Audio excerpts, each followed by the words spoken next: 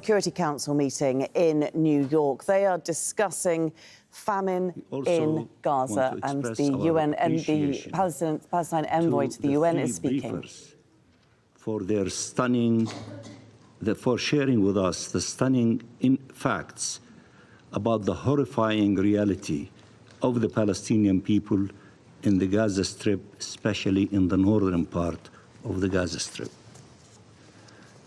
Madam President, the very survival of hundreds of thousands of Palestinians is at stake, notably in northern Gaza. They are being killed and starved to death, moved around like cattle from one place to another, from one death to another. According to OCHA, the most represented category of age among those killed are children, notably from age 5 to 9, and newborns to 4 years old. And there are kids maimed, disabled for life, amputated, orphaned, starving, traumatized. There is no regard for children's lives or civilian lives, no regard for international law or the most basic rules of humanity. There is a brutal, barbaric war against the Palestinian people, unrelenting, inhumane, criminal attack against every shred of life and all the requirements of life in the Gaza Strip. This council met a year ago, and it was already clear what trajectory we were on.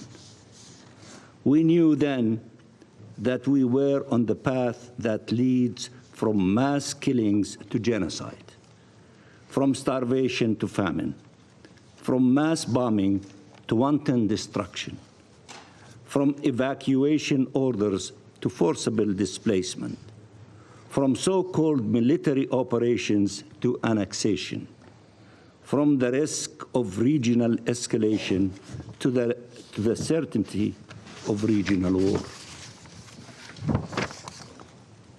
The agony of the Palestinian people, especially in Gaza, instead of ending, is now coupled with the suffering of our brothers and sisters in Lebanon, with no regard for the sanctity of civilian life and for the sovereignty of Lebanon. Everything we warned against, everything Israel denied, is happening before our eyes. We are at the last stages of an orchestrated plan to empty wide areas of Gaza from its Palestinian population and to inflict upon the Palestinian civilian population conditions that would lead to its destruction if it refused to leave. Let us all pause and understand what it means that northern Gaza is facing now famine, while aid is available and is only a couple of miles away. Let us pause and understand what it means that Israel has decided and implemented famine as a method of war for the purposes of ethnic cleansing and to advance its colonial objectives.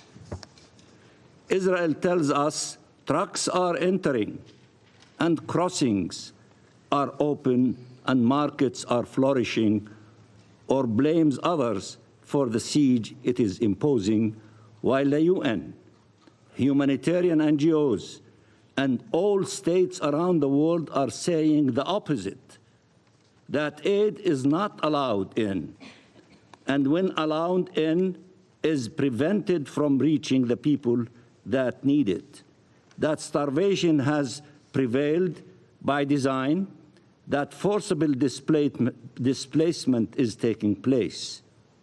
Who should be believed? Will I have a solution?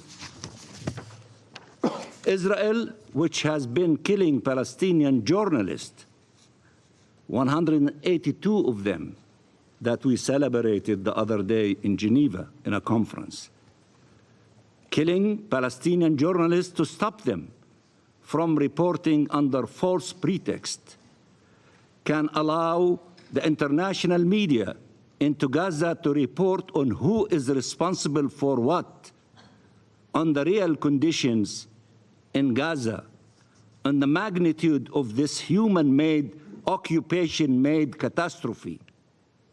But Israel will not, because it knows that what the international media will report will provoke a moral and political earthquake.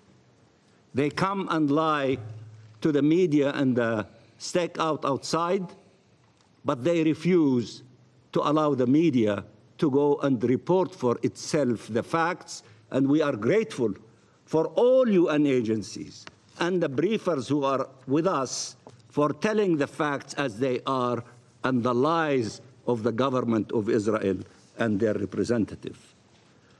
Nowhere is this more true than northern Gaza, where Israel considered that there are no civilians left and that all those who remained became military targets, justifying killing them and starving them to death.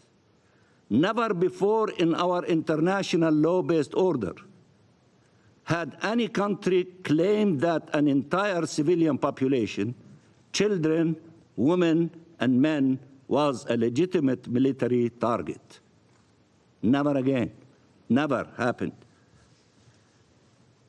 Madam President, the ICJ issued clear provisional orders to address what it characterized as a real and imminent risk for the right of the Palestinian people to be protected from acts of genocide.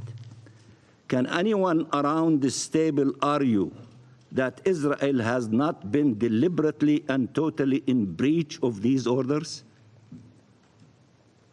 What are the implications of such a breach over months? It seems obvious that what was a real and imminent risk then is a terrifying reality now. What we need now is what we needed all along: an unconditional, immediate ceasefire.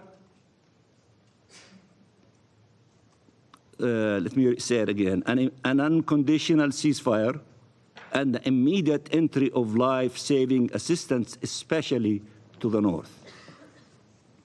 We need the release of hostages and of Palestinian prisoners. We need the return of people to the areas from which they were displaced, alongside a tremendous effort for immediate relief and reconstruction.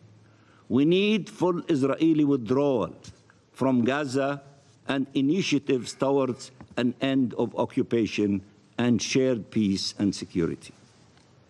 It should be noted that families of hostages and prisoners and that bereaved families, Palestinian and Israelis, are calling for a ceasefire because they know it is the only way to save lives, the only way for families to be reunited or to be able to mourn. Let us not speak in their name to justify more killing. Let's not speak on their name to justify more killing. Listen to them. Let us not use them as pretext for further violence and parade them in the United Nations for the wrong reasons. Violence is an impasse. Our region has witnessed enough wars to know it. Madam President, 76 years ago, hundreds of thousands of Palestinians were dispossessed and displaced, finding themselves refugees in tents. They needed everything, food and shelter. But the first concern of our parents was education.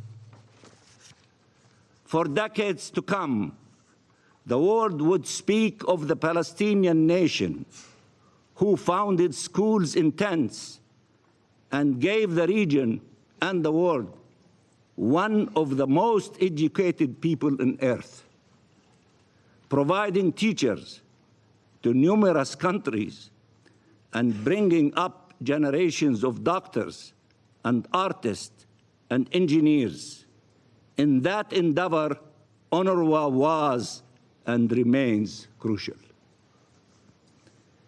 In the terrible loss and pain and suffering our people are enduring today, as the genocide continues unfolding before our eyes, with the aim once again to uproot our people, and while hunger and famine are tearing their organs apart, our people are still concerned that a generation of Palestinians have missed a full school year and may miss another. They ache as they see their schools and universities blown up, as they understand Israel is destroying their hopes after having destroyed their homes. The rights of Palestine refugees to return and their status is not subject to the existence of any agency. So if Israel thinks that by trying to destroy UNRWA, it can get rid of this issue, it is mistaken. Our right to return is a cornerstone of our rights, and it is rooted in international law. The Israeli legislation aiming to destroy UNRWA at the time it is most needed is both an attack against the United Nations and against the Palestine refugees it was created to serve, and against the Palestinian people, especially in Gaza, who are facing a catastrophic humanitarian crisis. Creating more despair, attacking the agency that helped refugees free themselves from want will not resolve anything. It will fuel the fire we are trying to desperately to stop. Madam President, this is it. Everything we feared is here. The only question that remains is, will we do anything differently now? Smotrich, who has a tendency to spell out clearly what is the policy of the Israeli government, is openly advancing annexation, allowing himself to speak to the intentions of the incoming US administration. We trust that his assumptions are wrong and that unlawful annexation will be opposed by all. The Palestinian people are faced with death, dispossession, and displacement yet again, but once again, they will not disappear. We will not disappear. We are rooted in our land as the olive trees, we call them the Romans, that are rooted in our soil. Only a just and peaceful settlement of the question of Palestine will lead to shared peace and security in our region, as reiterated by the Arab leaders at the Arab Islamic Summit held in Riyadh yesterday. The Arab world has once again shown that it is responding to occupation with demands for freedom, to annexation, to extremism with moderation, to war with initiatives for peace. The opportunity position adopted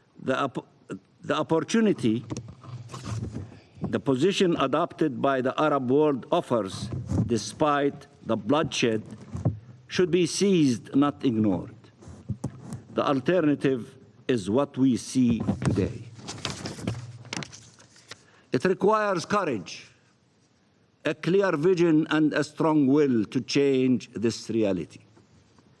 And given the stakes, it is worth it. We stand ready to work with all of those who wish to put an immediate end to this war and to the full-fledged assault against the Palestinian people.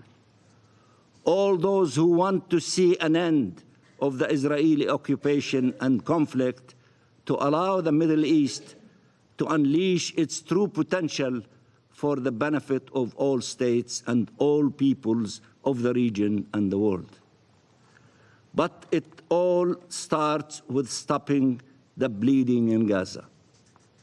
Enough bloodshed, enough suffering, enough horrors. Save lives now, or we will all have to live with the terrifying consequences. Thank you very much, Madam President. I thank the permanent observer of the Observer State of Palestine for their statement, and I now give the floor to the representative of Israel. Thank you, Madam President. For over 400 days, those who wish to see Israel villainized, demonized, and isolated have been slinging mud against the wall, hoping something will stick. Today's report from the IPC is the latest handful thrown against the wall. It is a true masterclass in misinformation, bias, and dishonest reporting. So if you take even a moment to examine its claims rationally, that mud slides down to the floor, exposing the emptiness and libel hidden beneath. It is an exercise in slander, disguised as humanitarian concern. The IPC's latest report echoes one of the most unfounded, slanderous accusations against the State of Israel throughout this conflict. Just a few hours ago, 2 Israeli civilians were murdered by Hezbollah in their latest missile attack after having fired 15,000 missiles at Israel since October 8. Yet, we will not be debating nor condemning that murderous terror regime. No, we must discuss a baseless report. Allow me to address all of the IPC's primary libels directly and then lay out the facts. First, the IPC claims a famine is imminent in northern Gaza. That is simply false. Since early October, Israel has facilitated the entry of over 713 trucks of aid to northern Gaza alone, with the goal of sustaining a steady flow of 50 trucks daily. We have delivered essential food, water, and medical supplies to areas such as Bet Lahia and Jabalia in northern Gaza, where around 10,000 civilians remain. Across Gaza, 12 bakeries are operational, producing massive quantities of bread for the population. The IPC's claim of famine has no basis in reality. Its only basis is in political bias. Ironically, the IPC's own figures show that the situation in Gaza, including in the north, is more stable now than it was before October. How could they claim a famine is imminent while at the same time providing figures of an improving situation? Second, the IPC asserts that humanitarian access in Gaza is insufficient. Once again, this is blatantly incorrect. Israel has established multiple access points to facilitate the flow of aid, with dozens of trucks entering Gaza daily through various crossings. Alone, the Erez East and Erez West crossing in the north support 600 trucks weekly. Aid also enters through routes coordinated with Egypt and Jordan, as well as via the maritime route through the Ashdod port, where over 2,000 pallets of aid arrived from the UAE just last week. This morning, the Kisufim crossing reopened in center Gaza. This checkpoint was closed in 2005. It was reopened this morning with new inspection facilities and roads to ensure safe passage. Are these the actions of a state wishing to cause a famine? Are these the actions of a state wishing for death and suffering? Or are these the actions of a nation committed to safeguarding a civilian population exploited as human shields by murderous terrorists? Third, the IPC claims that Gaza's food distribution infrastructure is failing. Israel has been proactive in supporting Gaza's food supply chain, with 3 million pita loaves produced daily, we have ensured stable access to bread for the population. Additionally, 6 tankers of cooking gas have recently entered Gaza to sustain essential infrastructure. These initiatives support a robust and consistent food aid network, not the failing system the IPC report claims. Fourth, the IPC suggests that medical facilities are collapsing due to a lack of supplies. This could not be further from the truth. Over the past few weeks alone, Israel has coordinated the entry of over 50,000 liters of fuel, 180 units of blood, and hundreds of medical supply boxes to northern Gaza's hospitals. More than 200 patients were evacuated to hospitals in the south, with support from the WHO. Fifth, the IPC claims humanitarian agencies are obstructed. In reality, the primary cause of aid delays lays in logistical issues on the Gazan side. Over 900 trucks currently sit at the Kerem Shalom crossing, packed with aid and awaiting collection by international humanitarian agencies. Some of these trucks have been sitting in empty lot for weeks as the aid rots away. We are not blocking that. That's already in Gaza. Meanwhile, Israel has proactively assisted by enhancing passage for the aid trucks, extending operating hours, and creating alternative routes to expand distribution pathways. The logistical delay is not Israel's doing. It is a failure of others to take responsibility. The report also ignores the critical role of Hamas in obstructing these agencies.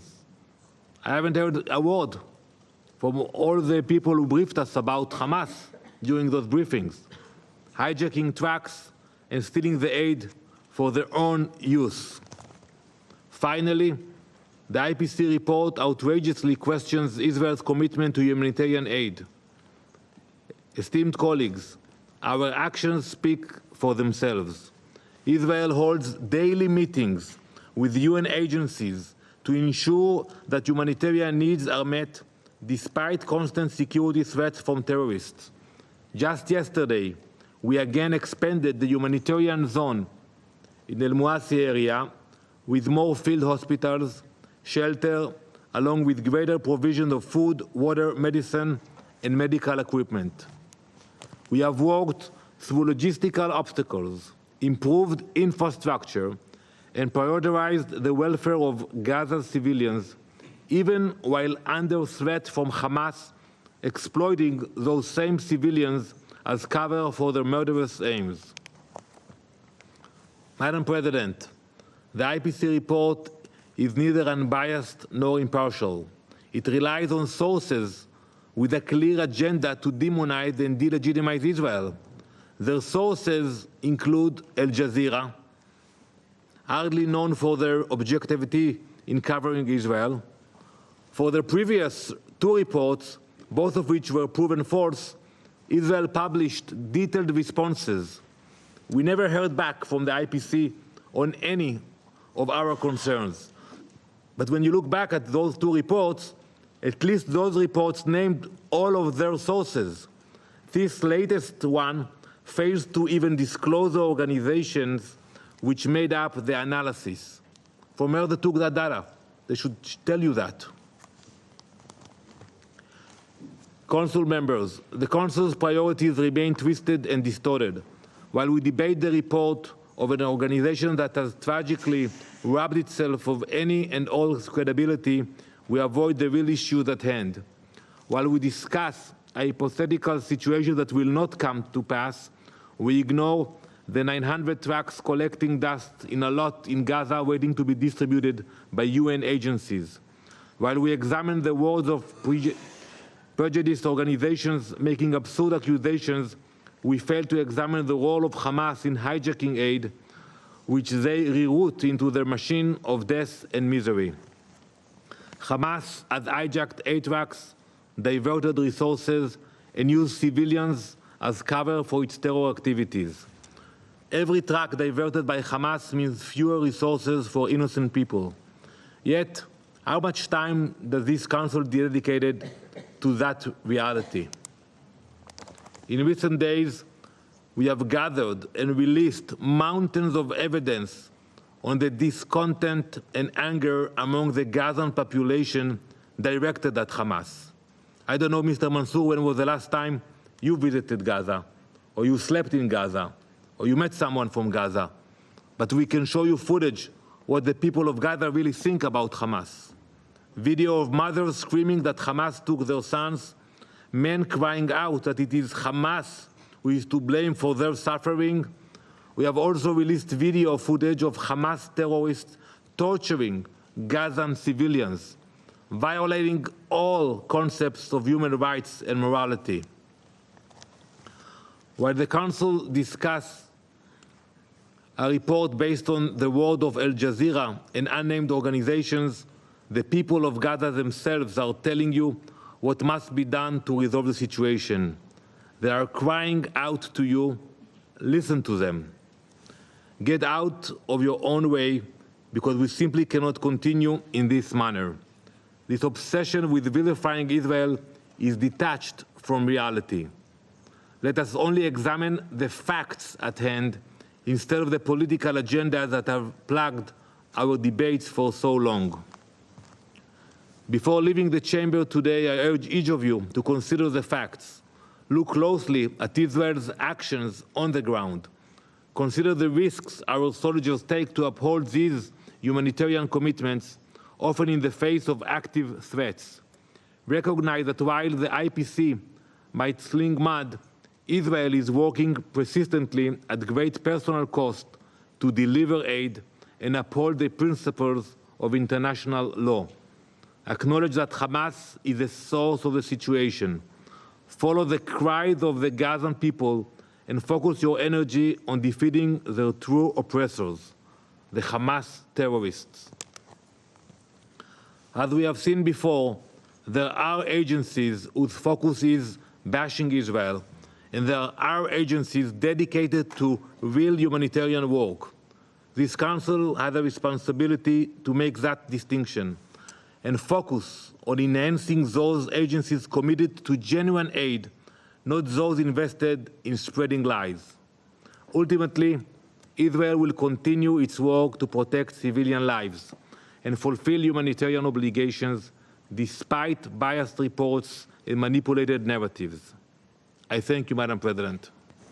I thank the representative of Israel for their statement, and I now give the floor to the we've just been listening to the Israeli envoy to the UN, Danny Danon. Before him, we heard from the Palestine envoy to the UN, Riyad Mansour. They're addressing a UN Security Council meeting that's continuing there in New York, following an IPC report that found that action must be taken within days to avert a famine in Gaza. Let's bring in our correspondent, Gabriel Elizondo. He's joining us from the UN headquarters in New York. And Gabe, we couldn't get two more starkly different speeches on the current situation in Gaza between the Israeli and the Palestinian envoys, could we? Yeah, that was really shocking, quite frankly, what you heard there from the Israeli ambassador. If you were to listen to him and you had no idea what was going on in Gaza, you would think that everything is perfectly fine and there is no famine and everyone has all the food that they could possibly need. Clearly, that is not the case. Danny Danon laid out what his reality, or the reality that his government sees through their eyes at least, but saying things such as there were more than 700 aid trucks that went in to Gaza. Let's look at that. The UN says, no, that's not correct. That's not how many aid, much less aid got in. He said that there are, plenty of fuel for hospitals. The UN says, no, there is not plenty of fuel for hospitals. And he said there are 900 trucks waiting to get into Gaza. Perhaps that might be the case, it might not be the case, but the bottom line is the UN is saying there is not enough aid. And this IPC report is an independent US-backed panel, and that's all they do is look at food insecurity. They're not a political organization. They don't necessarily have a bias. So listen, so what we get here is, and then you had Riyad Mansour actually said something, this is pretty important. He said, he was foreshadowing what he thought the Israeli ambassador would say. And he said, listen, why doesn't Israel just allow international journalists to go into Gaza to see for themselves? Of course, Al Jazeera journalists are there doing very brave and heroic work for many months now, as well as a few other journalists. But he said, why doesn't Israel just let in international journalists to see for themselves, report for themselves? He said there's a reason, because the international journalists would report such horrors of what's taking place there. So, listen, you saw two totally separate realities there, but I think Riyad Mansour really laid out the case that Israel is using hunger and starvation as a weapon of war, something that we've seen backed up by many member states that have commented here as well. And Gabe, just to pick up on that point, of course, the Israeli ambassador makes it very clear that anything that Israel hears that it doesn't like, it reports as simply false and dismisses, whether it's from the IPC, whether it's from Al Jazeera, whether it's from the UN. Yeah, that's right. They're trying to discredit the UN. They're trying to discredit UNRWA. They're just trying to discredit the Secretary General, who is persona non grata in Israel. And that also means discrediting anybody or any organization that dares to show the reality that might be different than what is being parroted from the Israelis. And you saw that. He mentioned Al Jazeera, of course, saying, making the case that Al Jazeera, our network, is not a fair network. As we were showing, the Israeli ambassador's speech pretty much uninterrupted on Al Jazeera. So I mean, the facts and the reality just oftentimes run contrary to what we're seeing from the Israeli ambassador, and we've seen it time and time again, and we've seen them discrediting the UN from the top to bottom for many months now, and it's something that we continue to see over and over again. Gabriel Elizondo reporting there from the United Nations headquarters in New York. Many thanks.